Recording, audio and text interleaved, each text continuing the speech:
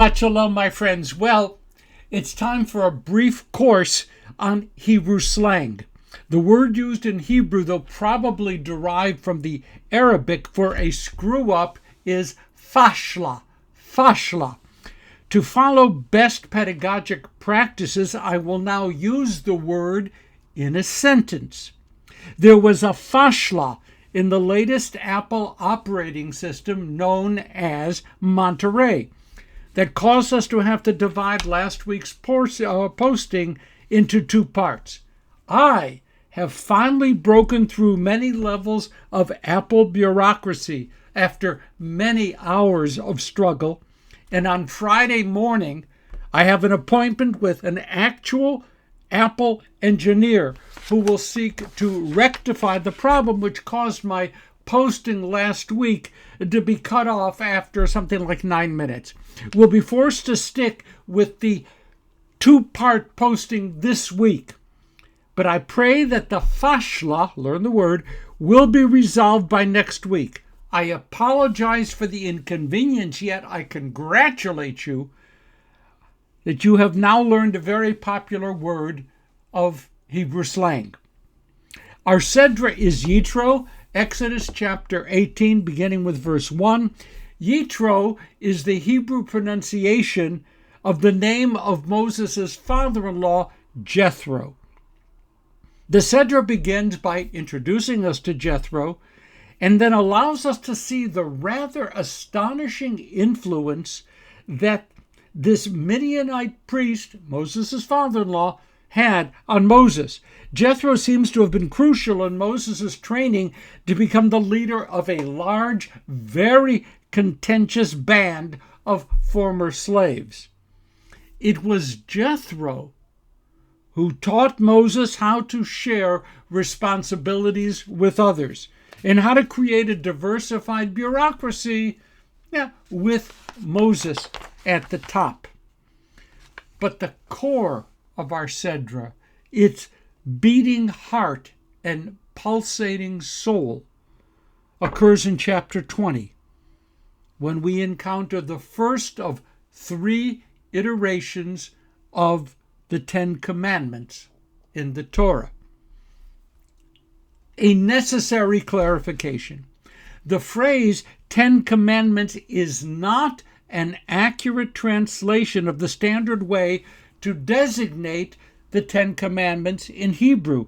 So here is, get ready for this, our second Hebrew lesson for today. We normally refer to those words which the Midrash claims were inscribed by God with a finger of fire onto 2 tablets of stone as Aseret Hadibrot, the 10 utterances, the 10 statements, Aseret Hadibrot. The Greek-based word Decalogue is actually an almost exact translation of Aseret Hadibrot.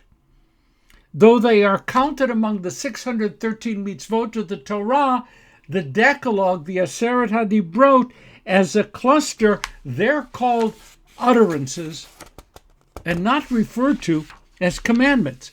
They stand apart from the whole, even as they are considered to be part of the whole, apart and yet part.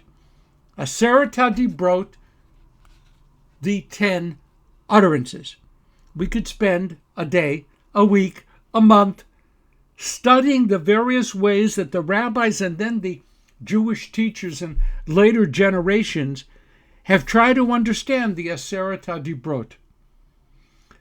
The 10 utterances soon enough achieved such a central role in Jewish life that in the Second Temple period, they actually had been inserted into the prayer book and become part of the regular prayer service, recited as a separate unit.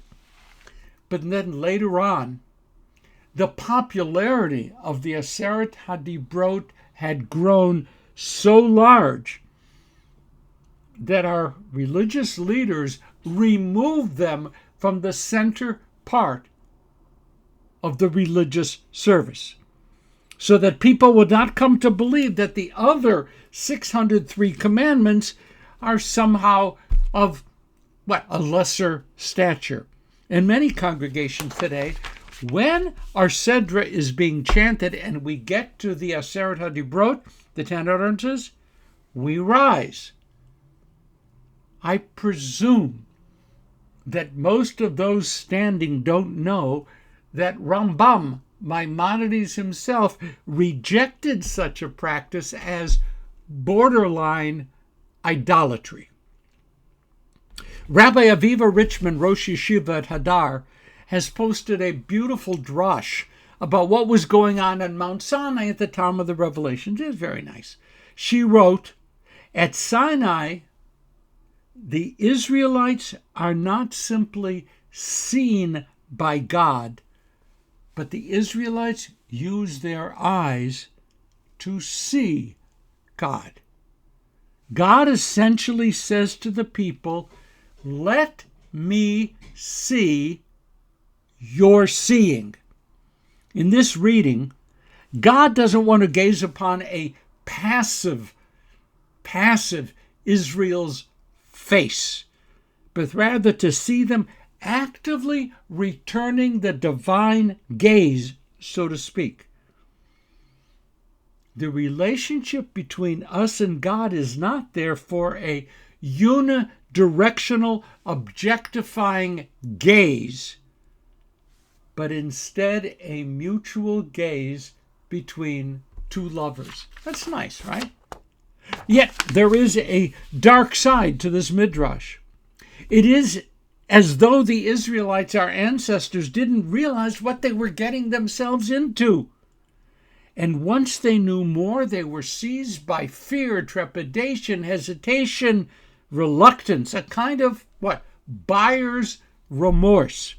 Israel, swept up by the power of the moment, had jumped into a relationship with God without knowing the details, the particulars of the brit, the covenant, and would therefore be required of them and of all of their descendants.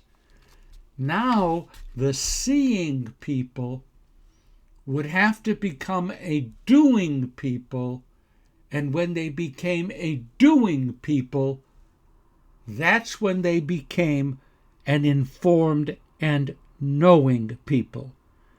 The 10 utterances of the Aseret HaDibrot, listen, were the doorway into such a bilateral relationship.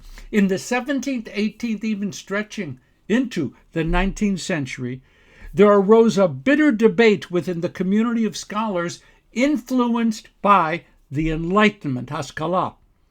It was a period during which so much of what was normative was being called into question. What is religion all about anyway?